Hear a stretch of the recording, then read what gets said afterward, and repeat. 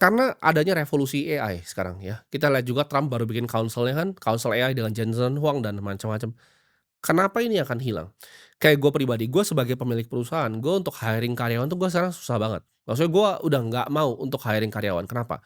Karena kalau dulu gue butuh financial analyst misalnya, untuk bantu gue analisa perusahaan-perusahaan, bantu gue analisa market gitu. Itu gue butuh ada orang gitu untuk bisa ngelakuin misalnya Excel financial modeling. Tapi problemnya apa dengan AI sekarang? Zaman sekarang ya, bahkan gua kerja itu lebih banyak dibanding dulu. Kenapa?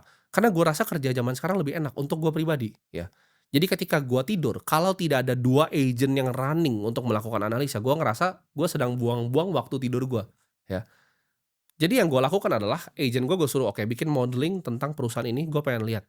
Lu bedah, lu bikin komparatif analisisnya segala macam, gua suruh dia research, gua tinggal tidur, ya. 2 3 jam dia kerja, gua bangun pagi-pagi gua udah lihat, nah hasilnya ini. Mereka nggak punya ego, mereka cuma disuruh, mereka nggak punya otak sendiri gitu untuk menentang. Jadi gue nggak butuh financial analyst lagi sekarang, ya. Gue tinggal bikin agent aja. Lalu gue suruh tiap kali gue tidur, "Oke lu analisa ini." Bangun pagi gue udah lihat.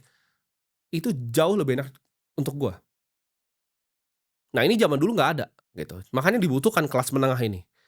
Ketika ini yang nggak dibutuhkan, nah problemnya itu akan dihilangkan kelasnya. Kenapa yang di bawah gue bilang tadi nggak dihilangkan? Karena ini masih belum bisa diganti, ya karena mereka butuh fisik.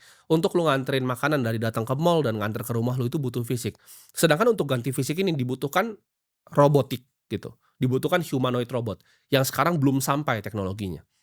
Jadi justru yang digantikan tuh adalah kelas menengah, gue udah bilang ya, yang duduk di depan komputer akan lebih gampang digantikan dibanding driver. Kenapa? Karena pekerjaannya sebenarnya non fisik, pekerjaan yang menggunakan otak, tangan ngetik di komputer. Itu semua udah bisa digantikan dengan agentic AI.